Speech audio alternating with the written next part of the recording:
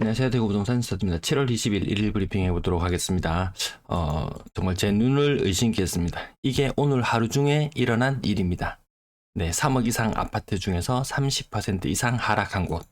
대우 트럼폴드, 버머잔트를 부르죠. 메트로팔레스, 캐슬 골드파크, 월성 월드 메리디앙, 삼성 브리티시 용산, 이진 캐스빌, 태양 4차 하이츠, 대구의 서희스타일즈, 침산동 2차 상용예가, 강변 일성 트루엘, 성당 내면, 노원 한신도유, 보성은하, 평리 청구타운, 롯데캐슬 오페라까지.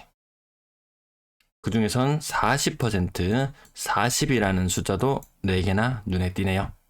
주간 실거래 지수가 발표되는데요. 세종시가 먼저 눈에 들어옵니다. 그리고 수도권 큰 폭으로 반등에 성공한 모습을 보여주는데 다 미치는 않아요. 어쨌든 수치상으로 반등.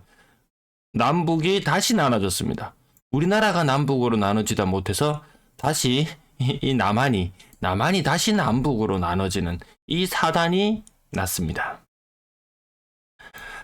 매매 지수는 지난주 대비 상승 조금 지난주보다 낙폭을 좀 줄였고요. 전세는 낙폭을 조금 키웠습니다. 타시도 대비 전세의 갭 차이, 2년 전 대비 건당 거래대금 차이가 여전히 눈에 띕니다. 매도 물량, 전세, 월세, 임대 물량까지 거의 다 전부 다 정체를 보이고 있는 모습. 거래량 81건 신고되었고요. 2022건, 거래량 2022건, 이 중에서 140건이 LH의 도움을 받았다고 생각하면 5월달도 마찬가지, 6월달도 마찬가지 찐으로 2000건을 넘었다고 이야기하기에는 어려운 부분은 있겠죠. 아무튼 거래량 흐름을 살펴보시면 남은 날수 대비 계산을 해보면요.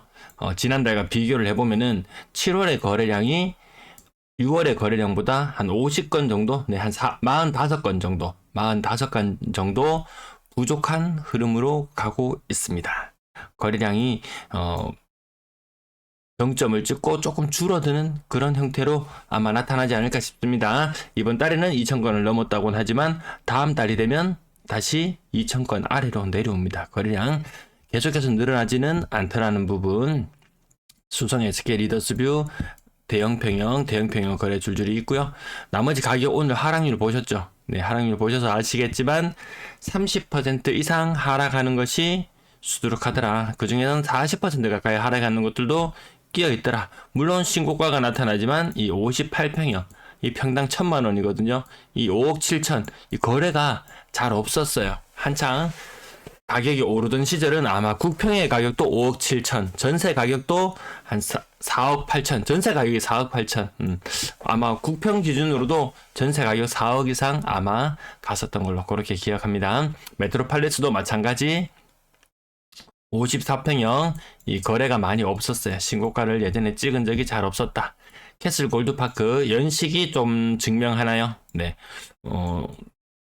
저쪽에 서쪽에 있는 아이파크는 제법 큰 반등을 나타내고 있는데 캐슬 골드파크는 그의 힘이 미치지 못하는 모습을 보여주고 있습니다. 태양하나스 월성 대형평형 아까 위쪽에도 월성 자리도 보셨다시피 대형평형 평당 1000만원 정도 수준을 나타내고 있습니다.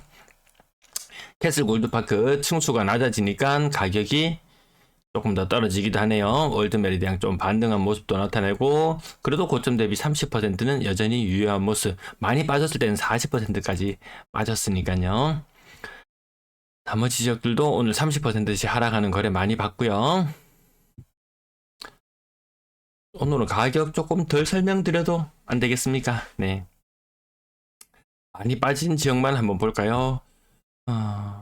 이게 지금 대구역 서희스타일즈 요 거래가 오늘 좀 몇 건 많이 있었습니다. 가격 3억, 평당 1000만원. 이거 대구 시내입니다. 칠성동 시내거든요. 이 시내 웬만한 지역들 평당 1000만원, 옥수동, 칠성동, 침산동, 뭐 동네를 잘 많이 가리지 않고 평당 1000만원짜리 유천동, 그리고 그 아래로 내려오면 뭐 볼리동, 노원동 어디 할 것 없이 그래도 완전히 여기는 외곽은 아니잖아요. 외곽은 아니에요.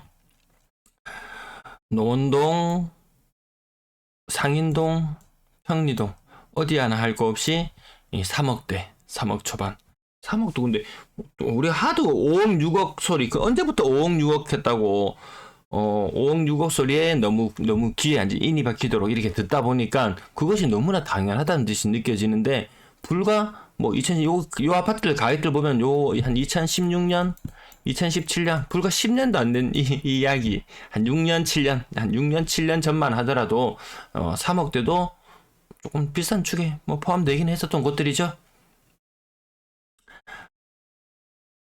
여기에서 여기 지금 보면은 이게 뭐 대구 시청이 뭐 빨리 이전하라고 막 플래카드도 붙어 있고 그렇습니다.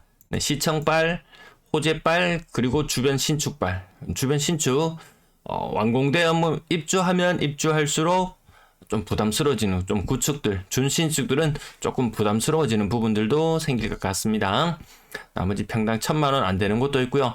이 연식이 오래되면 이 대형 평형 가격이 이렇게 됩니다. 아마 구월성 지역이나 아니면 성서 지역이나 이렇게 뭐 대곡 지역이나 이런 지역들을 살펴보시면은 오래된 아파트들 나중에 관리비도 많이 나오고 한번 수리하려 그러면 인테리어 비용도 많이 들고 그래서 이런 것들이 아마 IMF 이후에나 아니면 뭐 글로벌 경제 위기 이후에나 대형 평형들이 큰 폭으로 하락하는 모습들 아마 이런 것들에서 나타났었지 않나 싶습니다.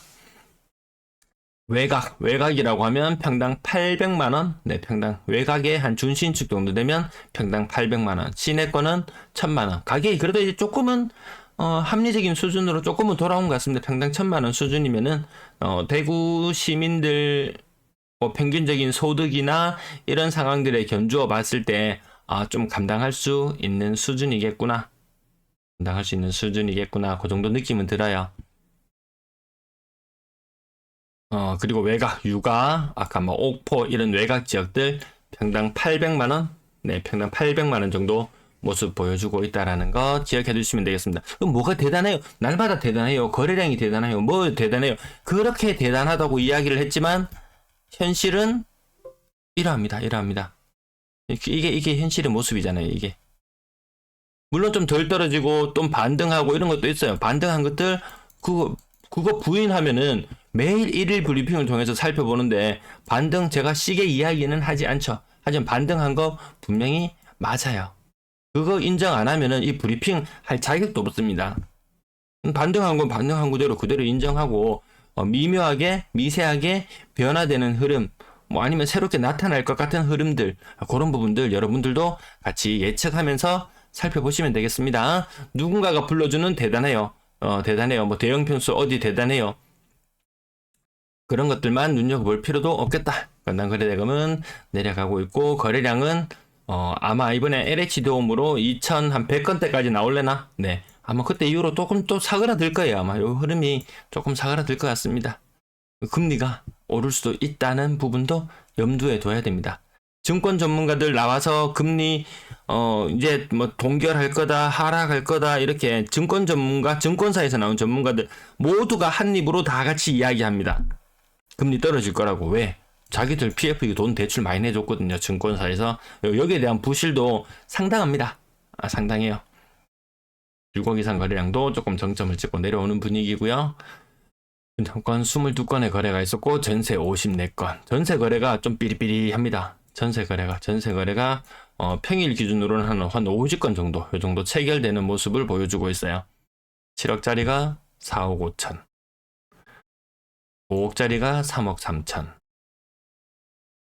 4억 5천짜리가 2억 5천. 이런 곳들이 생각보다 많아요. 이런 곳들이 4억 7천이 2억 6천, 4억 2천이 2억 4천, 4억 2천이 2억 3천. 최신축 동대구 해무로 스퀘어 웨스트 전세 가격 2억 2천. 어제도 보셨다시피 2억 2천, 2억 3천 이런 전세 거래들이 신축 위주로 나타나고 있습니다. 동대구 해무로 스퀘어 웨스트 같은 경우에는 신축의 가격이 전세 가격이 2억인 곳도 있네요.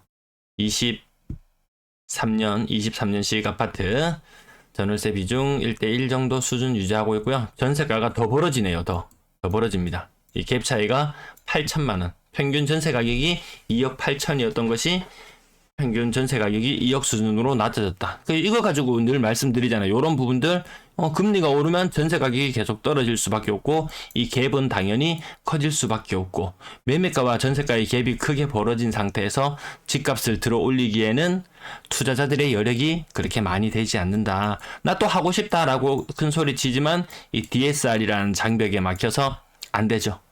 그나마 이것이 좀 무력화되었는 특례가 있었고 또 특례 전세도 조만간에 또 나온다고 하죠. 그런 것들에서 또 이 집값을 부양하기 위한 돈은 또 풀릴 것 같네요. 근데 그로 인해서 과거에는 돈이 풀릴 때마다 집값이 많이 상승하는 그런 효과를 나타냈는데 그 효과는 좀 제한적이지 않을까 이렇게 생각해 봅니다. 네, 오늘 준비한 내용 여기까지 마칠게요. 네, 월세 거래량 40건. 네, 시청 감사합니다.